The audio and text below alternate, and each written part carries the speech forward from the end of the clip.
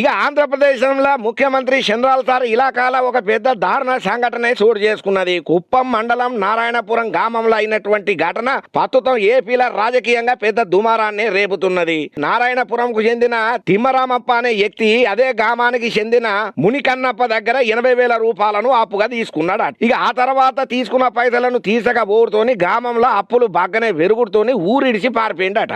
ఇంకోవైపు ఆయన భార్య శిరీష పుట్టిల్లు శాంతిపురం మండలం కెంచబల్లలో ఉండుకుంటా బెంగళూరులో కూలీ పనుల కోసానికని పోతూ జీవనాన్ని సాగన చేస్తున్నది. అయితే ఇట్లా శిరీష వాళ్ళ కొడుకు టీసీ కోసం నారాయణపురానికి వచ్చింది. ఇది కాస్త అప్పులు ఇచ్చిన వాళ్ళకు తెలుసుతోని ముచ్చట ఆమె దగ్గరకు వచ్చిండ్రు. శిరీషతోని వాగ్వాదం పెట్టుకుని పెద్ద జవడానికే దిగిండ్రు. ఇంకా అక్కడితోని ఆగకుండా పైసలు ఇచ్చిన పాపానికి చెట్టు గట్టేసి కొరడాతోని కొట్టుడు సురు చేసిల్లు. కొడుకు ఏడుతున్నా కూడా శిరీష పట్ల ఎటువంటి కనికరం లేకుండా మూర్ఖంగా ప్రవర్తన చేసిల్లయ్యా.